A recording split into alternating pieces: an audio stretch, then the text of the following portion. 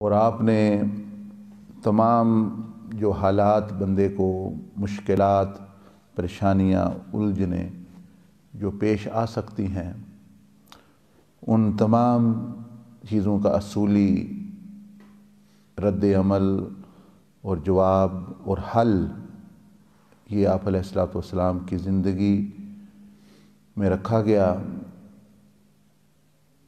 تو جو انسان کوشش کرے، اس کو کوئی بھی الجھن یا مشکل یا آزمائش آئی ہوئی ہے تو اس کا حل اور اس کا جواب آپ علیہ السلام کی زندگی میں اس کو ملے گا۔ اگر وہ نہ حاصل کرے تو پھر وہ اپنی مرضی کرے گا اور مزید اس کی مشکلات بڑھیں گی، اور زیادہ تر لوگوں کے ساتھ یہی ہو رہا ہے، وہ اپنے طریقے سے اس زندگی کے سوالات کا پرچہ حل کرنے کی کوشش کر رہے ہیں۔ یعنی زندگی پوری ایک سوالوں کا پرچہ ہے، ایک یعنی امتحان ہے۔ اس کا جواب جو درست ہے وہ اللہ جل مجدہ نے قرآن میں بیان فرمائے، اور عملی طور پر وہ نبی علیہ الصلوۃ والسلام نے کر کے دکھائے۔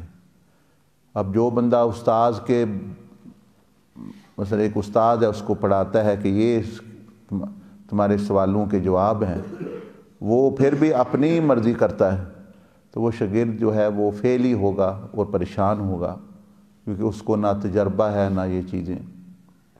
تو یہ زندگی بھی ایک بڑے جو ہے پیچیدہ ایک حقیقت ہے، کیونکہ اللہ جل مجدہ نے اس کو آزمائش کے لیے پیدا کیا گیا۔ اس میں ہزاروں ایسے معاملات پیش آتے ہیں کہ جو بندے کو سمجھ نہیں آتے۔ یہ بندے اس دنیا میں گیمیں کھیلتے ہیں، کوئی تاش کھیلتا ہے، کوئی شطرنج کھیلتا ہے، کوئی کھیلتا ہے، تو وہ چھوٹے چھوٹے کھیل ہے، کرکٹ ہے، یہ تو ان کے بھی ایک اپنے اصول، ایک اپنا طریقہ ہوتا ہے۔ جس کو وہ نہیں آتا وہ نہیں کھیل سکتا، وہ ناکام ہی ہوگا۔ تو یہ دنیا بھی ایک سمجھے بہت سنجیدہ قسم کا کھیل ہے کہ اس کے بھی اصول ہیں، اور یہ جس کو آتے ہوں وہ پھر کوشش کرے تو پھر کامیاب ہو جائے گا، اگر وہ بھی کوشش نہ کرے وہ بھی ناکام ہو جائے گا۔ بہرحال اس میں ایک چیز ایسی ہے جو انسان سے کسی نہ کسی درجے میں ہو جاتی ہے کبھی نہ کبھی، اور وہ ہے خطا۔ خطا کہتے ہیں بھول کو، غلطی کو، یا گناہ ہی سمجھ لیں۔ تو اب اس کے بارے میں جو آپ علیہ السلام نے کئی حل ارشاد فرمائے۔ غلطی ہو گئی، گناہ ہو گیا تو کیا کرنا چاہیے؟ ایک بندہ کوشش کر رہا ہے تو نہیں، اس سے وہ پھر بھی کچھ نہ کچھ ہو جاتا ہے، انسان ہے، تو وہ کیا کرے؟ وہ نا امید ہو جائے کہ اب میری اصلاح یا میں نہیں ٹھیک ہو سکتا یا اس طرح؟ نہیں، ایسی بات نہیں، بلکہ اس کا حل تلاش کرنے کی کوشش کرے، اور اس کے بہت سارے حل جو ہیں وہ حضور علیہ الصلوۃ والسلام نے بیان فرمائے۔ ان میں سے ایک یہ ہے کہ آپ علیہ السلام نے فرمایا کہ جب تم میں سے کسی سے کوئی غلطی، کوئی کمی کوتاہی ہو جائے تو وہ کسی نہ کسی جگہ ہوگی، کسی نہ کسی وقت میں ہوگی۔ یعنی دو چیزیں تو بندہ استعمال کرے گا ہی، ایک وہ ٹائم استعمال کرے گا، دوسرا وہ جگہ استعمال کرے گا۔ گناہ جگہ کے بغیر نہیں ہو سکتا اور وقت کے بغیر نہیں ہو سکتا۔ یعنی زمان اور مکان، زمان کا معنی وقت، زمانہ، اور مکان کا معنی وقت، مطلب یا وہ گھر میں ہوگا یا گلی میں ہوگا یا باہر ہوگا یا کام پہ ہوگا یا بازار میں ہوگا یا گاڑی میں ہوگا یا بیٹھا ہوگا یا لیٹا ہوگا یا کسی نہ کسی جگہ میں تو ہوگا۔ دوسرا یہ کہ وہ کوئی نہ کوئی وقت تو ہوگا 24 گھنٹے میں، فجر کا وقت ہوگا، ظہر کا وقت ہوگا، دن کا وقت ہوگا، دوپہر کا وقت ہوگا، عصر کا وقت ہوگا، اور شام کا وقت ہوگا، یا رات کا پہلا پہر ہوگا، رات کا درمیانی حصہ ہوگا، رات کا آخری حصہ ہوگا، آخر کوئی نہ کوئی وقت تو استعمال کرے گا۔ تو نبی علیہ الصلوۃ والسلام نے جو حدیث شریف میں ارشاد فرمایا، اس کا مفہوم یہ ہے کہ اس بندے کو چاہیے کہ وہ سوچے جب اس سے وہ غلطی ہوئی ہے، جب گناہ ہوا ہے، جس جگہ ہوا ہے اور جس وقت میں ہوا ہے، وہ وہیں رک جائے. مثلا میں بیٹھا ہے، کوئی غلطی ہو گئی، بندے نے غلط کر دیا، زبان سے ہو گئی، دماغ سے ہو گئی، دل سے ہو گئی، آخر میں بیٹھا ہوں اس مسئلے پر، یہ وقت ہے، تو یہاں رک جائے بندہ. گلی میں جا رہا ہے وہیں رک جائے، گھر میں بیٹھا ہے وہاں رک جائے، بازار میں ہے غلطی ہوگی وہاں رک جائے. کیوں رکے؟ کیوں کہ وہ جگہ بھی اب گواہ بن گئی اس کی، وہ وقت بھی گواہ بن گیا اس کا. گواہی جو ہے وہ جگہ بھی دے گی، وقت بھی دے گا کہ اس نے فلاں فلاں وقت میں یہ کیا اور فلاں فلاں جگہ میں یہ کیا. اب دو چیزیں تو گواہ بن گئی. اگر یہ آگے چلے جائے گا تو وہ گواہی تو باقی رہ گئی. تو فرمایا کہ وہ اس جگہ بھی رک جائے اور اس ٹائم پہ، اسی ٹائم پہ اور اسی جگہ، اور کیا کرے کہ کوئی نیک کام کرے، کوئی اچھا عمل. برا عمل ہوا ہے نا اس سے، اب کوئی اچھا عمل کرے. فرمایا اس کا فائدہ کیا ہوگا؟ اس کا فائدہ یہ ہوگا کہ اس کا وہ جو برا عمل ہے وہ مٹا دیا جائے گا اور وہ اچھا کام جو ہے وہ لکھ دیا جائے گا، اچھی گواہی رہ جائے گی، اچھا عمل رہ جائے گا اور گناہ جو ہے وہ مٹ جائے گا. اس کی مثال ربڑ کی سمجھے، تختی کی سمجھے. جیسے بچے کچی پینسل سے وہ لکھتے ہیں صفحے پہ، تو جہاں کہیں غلطی ہو جاتی ہے املا میں، وہ ربڑ لے کر اس کو مٹا دیں. اگر وہ اسی جگہ مٹا دیں اور پھر درست لفظ لکھ دیں تو وہ صحیح سمجھا جاتا ہے.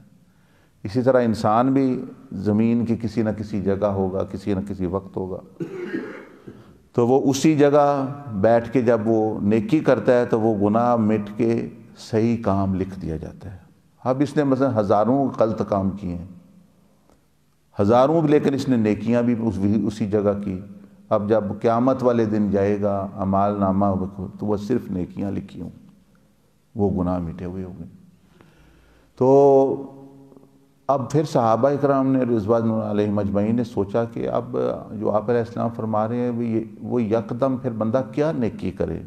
صدقہ خیرات کرے، نوافل پڑھے، اگر گلی میں ہے تو کیسے پڑھے گا، یا بیٹھا ہوا ہے تو وہ کیا نیکی کرے بھائی اس طرح جو مٹاتی ہے؟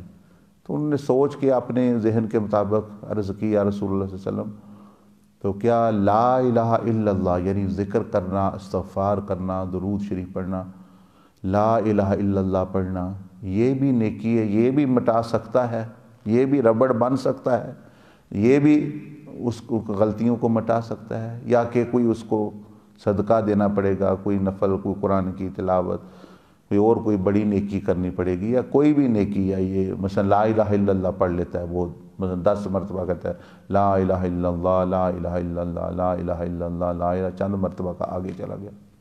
یا کہتا ہے استغفر اللہ، استغفر اللہ، استغفر اللہ. تو آپ علیہ السلام نے فرمایا کہ لا الہ الا اللہ تو سب سے بڑی نیکی ہے، اس کے ساتھ تو کوئی بھی نیکی جو ہے وہ رکھی نہیں جا سکتی. تو گویا آسان حل بھی بتا دیا. تو اب عملی طور پر کیا بندہ کوشش کرے کہ ایسا رب، ایسی کریم ہستی جس نے لکھوہا کروڑہا نعمتیں بندے کو دی، بنتا نہیں ہے بندہ جان بوجھ کے اس کی نافرمانی کرے. تو کوشش کرے. اگر ہو جائے تو بڑے طریقے ہیں. ایک طریقہ جو حضور علیہ السلام نے ارشاد فرمایا وہ یہ کہ اس جگہ بجائے پریشان ہونے کے اوہ مجھ سے کیا ہو گیا، اب میں کیا کروں، میں تو پھر جو ہے تباہی کر دی، وہ کر، تو بجائے سوچنے کے ہاں شرمندہ تو ہو، لیکن اسی وقت جو ہے تیسرا کلمے کے 2-3 مرتبہ پڑھ لے، کلمہ شریف پڑھ لے چند مرتبہ، استغفار کر لے، بس وہ نیکی ہو گئی، اب گناہ مٹ گیا، اب آگے نیکیوں کا راستہ. پھر کبھی ہو جائے غلطی پھر رک کے، تو اب یہ ساری زندگی بھی اس طرح کرتا رہے تو اعمال نامے میں صرف نیکیاں ہوں گی، اعمال نامے میں صرف نیکیاں ہوں گی. باقی پھر جو اور حل بیان فرمائے وہ علیحدہ ہیں. توبہ بھی ایک حل ہے، وہ جو عمل بتایا تھا جو 33 دفعہ سبحان اللہ الحمدللہ اور 10 دفعہ نماز، وہ بھی ایک ہے.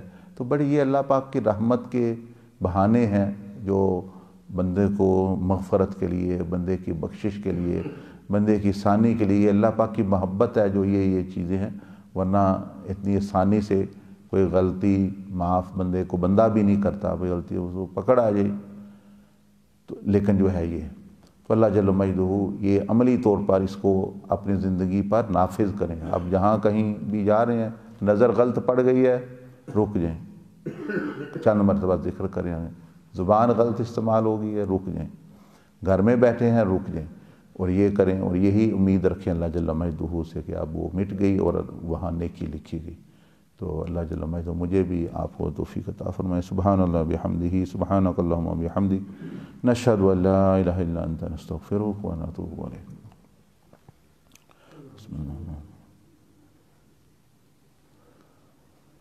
اللہم صلی علی محمد وعلی